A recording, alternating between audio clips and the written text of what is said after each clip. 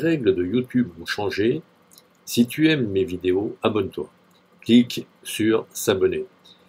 Clique également sur la cloche pour ne pas rater mes prochaines vidéos. Clique sur le pouce en l'air, le pouce bleu, c'est bon pour mon référencement. Salut les amis, alors aujourd'hui je vais faire la suite aux accessoires pour macro avec l'éclairage. A tout de suite. Bonjour les amis, alors aujourd'hui je vais vous parler de l'éclairage pour faire de la macro. Alors c'est pas spécifique à la macro, mais disons que bon, ça fait suite un petit peu pour étayer un petit peu la précédente vidéo concernant la macro. Je vais vous présenter quelques petits accessoires. En fait, je vous mettrai les liens sous la vidéo, dessous. Restez bien jusqu'à la fin de la vidéo. Je vous mettrai à la fin de cette vidéo les petites images sur les sources lumineuses que j'utilise. Et nous allons commencer par la softbox qui va bien. Alors ça, c'est une softbox qui est fait pour un Cobra. Alors vous voyez, c'est un peu volumineux. Je ne l'ai pas complètement monté parce que bon, il fallait que je vous fasse voir un petit peu comment ça se passe. Donc à l'intérieur, vous avez l'emplacement pour le flash Cobra. Devant, un petit voile qui tamise la lumière, qui évite d'avoir une lumière trop blanche, trop violente. Ainsi vous aurez des images relativement bien éclairées et douces. Pour le reste, je pense que je vous en ai déjà parlé, à savoir les petits panneaux lumineux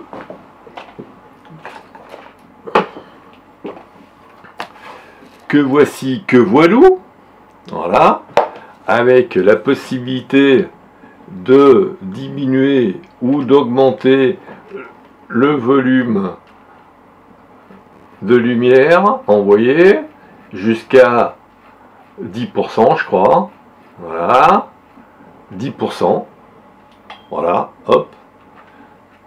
Là, on va 35, 40, 45, 50, 60, 70, 90, 100. Voilà. On peut régler donc.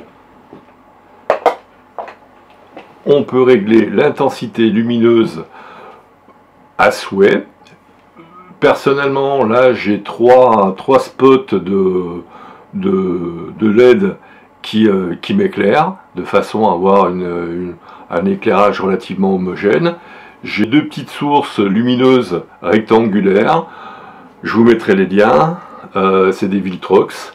Et j'ai une grande source lumineuse circulaire qui me permet d'avoir une lumière diffuse de loin qui éclaire relativement bien la scène. Vous pouvez utiliser également des flash Cobra, bien évidemment. Alors après, reste à faire des petits réglages. À la fin, il suffit simplement de faire la mise au point sur le sujet que vous souhaitez traiter. Une fourmi, une nature morte, etc., etc.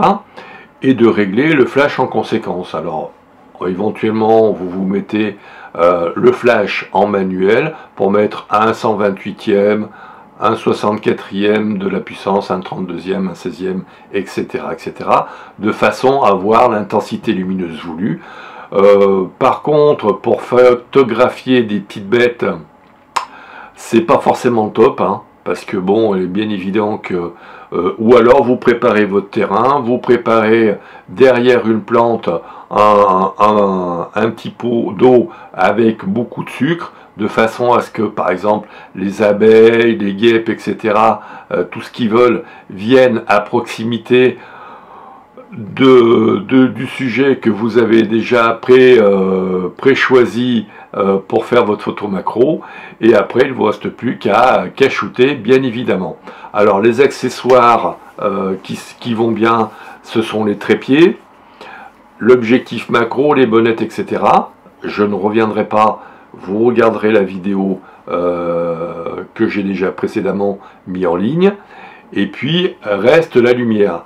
Parce que en intérieur, à la limite, on peut éventuellement modifier plus ou moins l'intensité lumineuse des sources à notre disposition. En extérieur, s'il y a un temps un peu grisâtre comme il y a actuellement, il est 17h15, là ça va poser quelques soucis. Ceci dit, si vous avez des petites loupiottes comme ça que vous pouvez mettre un peu loin, ça vous éclaire de façon homogène la scène et vous pouvez faire vos photos tranquillement. Voilà, je n'irai pas plus loin, je ne serai pas plus long.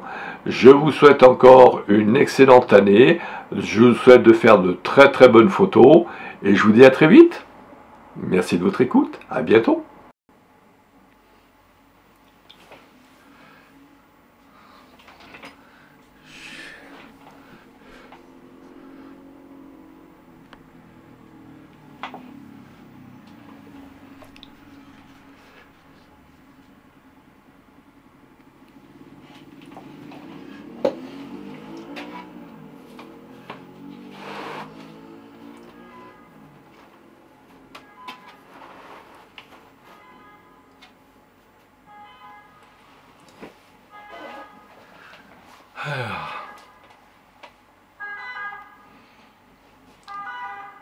Salut les amis, alors aujourd'hui je vais faire la suite aux accessoires pour macro avec l'éclairage. A tout de suite.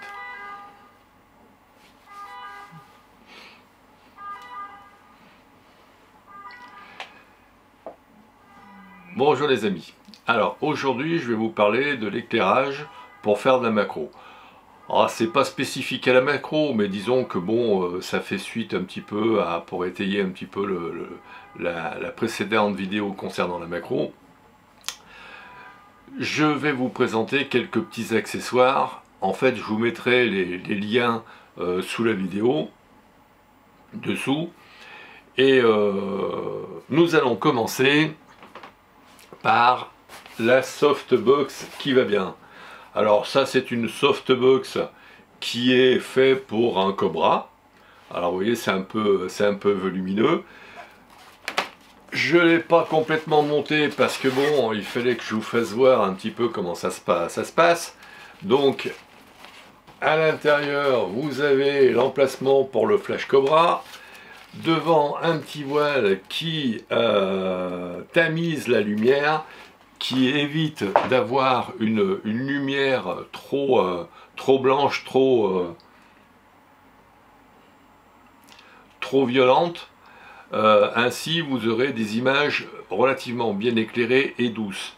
Pour le reste, je pense que je vous en ai déjà parlé, à savoir les petits panneaux lumineux.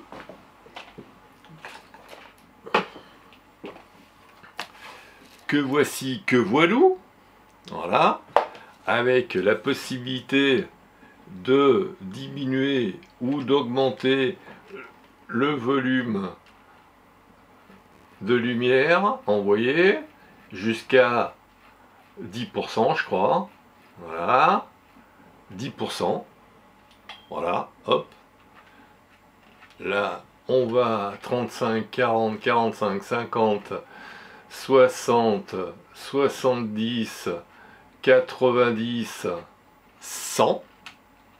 Voilà. On peut régler donc, l'intensité lumineuse à souhait. Personnellement, là, j'ai trois spots de LED qui m'éclairent, de façon à avoir un éclairage relativement homogène. J'ai deux petites sources vidéo, j'ai deux petites sources lumineuses rectangulaires. Je vous mettrai les liens, c'est des Viltrox. Et j'ai une grande source lumineuse circulaire qui me permet d'avoir une lumière diffuse de loin, qui éclaire relativement bien la scène. Vous pouvez utiliser également des flash Cobra, bien évidemment. Alors après, reste à faire des petits réglages in fine sur votre objectif.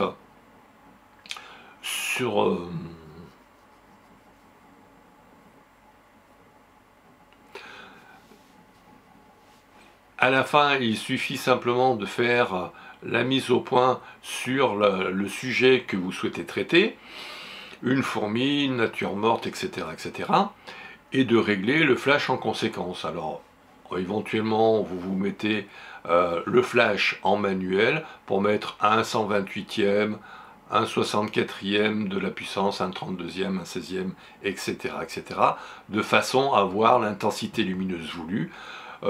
Par contre, pour photographier des petites bêtes, c'est pas forcément top, hein, parce que bon, il est bien évident que ou alors vous préparez votre terrain, vous préparez derrière une plante un petit pot d'eau avec beaucoup de sucre, de façon à ce que, par exemple, les abeilles, les guêpes, etc., tout ce qu'ils veulent, viennent à proximité du sujet que vous avez déjà pré-choisi pour faire votre photo macro, et après il ne vous reste plus qu'à shooter, bien évidemment. Alors les accessoires qui vont bien, ce sont les trépieds, l'objectif macro, les bonnettes, etc. Je ne reviendrai pas, vous regarderez la vidéo que j'ai déjà précédemment mis en ligne, et puis reste la lumière. Parce que en intérieur, à la limite, on peut éventuellement modifier plus ou moins l'intensité lumineuse des sources à notre disposition. En extérieur, s'il y a un temps un peu grisâtre comme il y a actuellement, il est 17h15, là ça va poser quelques soucis. Ceci dit, si vous avez des petites loupiottes comme ça, que vous pouvez mettre un peu loin, ça vous éclaire de façon homogène la scène, et vous pouvez faire vos photos tranquillement. Voilà, je n'irai pas plus loin, je ne serai pas plus long, je vous souhaite encore une excellente année, je vous souhaite de faire de très très bonnes photos, et je vous dis à très vite. Merci de votre écoute, à bientôt.